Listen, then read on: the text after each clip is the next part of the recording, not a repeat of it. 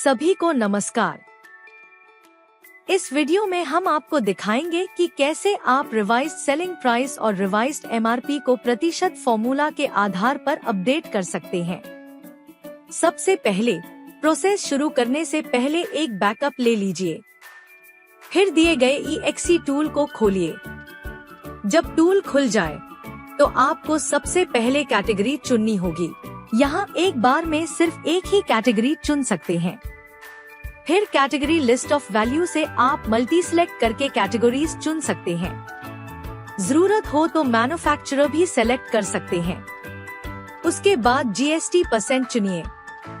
यहाँ मैं 12% सेलेक्ट कर रहा हूँ और फिर लोड आइटम्स पर क्लिक कीजिए। अब लिस्ट लोड होने के बाद आपको रिवाइज्ड सेलिंग % और रिवाइज्ड MRP % दिखेगा। मान लीजिए आपको 12% से 5% पर बदलना है, तो आपको यहाँ 6.25 डालना होगा। रिवाइज्ड MRP % में भी 6.25 डालिए। एंटर करते ही लास्ट वाले कॉलम में रिवाइज्ड सेलिंग प्राइस और रिवाइज्ड MRP प्राइस अपने आप दिख जाएगा। इसी तरह दूसरे GST रेट्स के लिए भी यही प्रोसेस रिपीट करना होगा। जब रिवाइज्ड % डाल लें तो अपडेट पर क्लिक कीजिए ताकि बदलाव सेव हो जाए। एक जरूरी अपडेट, यहाँ एक कॉन्फ़िगरेशन है, price override only for batches invoiced before 22 ND सितंबर 2025। अगर यह एनेबल्ड है तो सिर्फ 22 सितंबर से पहले की परचेसेस के प्राइस बदल पाएंगे। अगर डिसेबल्ड है तो आप 22 सितंबर और उसके बाद की परचेसेस के प्राइस भी बदल सकते हैं। इसी तरह अगर revised price round up to next rupee option चालू है तो MRP और सेलिंग प्राइस अगले पूरे रुपए तक राउंड हो जाएगा। अगर डिसेबल्ड है तो प्राइस डेसिमल में भी रहेगा।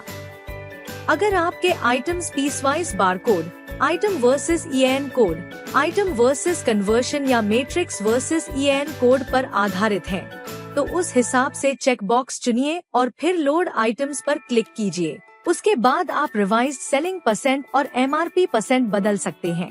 बल्क इंपोर्ट के लिए एक एक्सेल शीट बनाइए जिसमें 3 कॉलम हो: item code, revised selling %, revised MRP %। Data भरिए और शीट का नाम प्राइस अपडेट .xls रखकर सेव कीजिए। फिर टूल में जाएं और एक्सेल इंपोर्ट पर क्लिक करें। आपको एक मैसेज आएगा कि शीट नेम प्राइस अपडेट होना चाहिए और कॉलम फॉर्मेट सही होना चाहिए। क्या आप जारी रखना चाहते हैं? यस पर क्लिक कीजिए, शीट चुनिए, ओपन कीजिए। अब इंपोर्ट के बाद डेटा लोड हो जाएगा। फिर अपडेट पर क्लिक करें।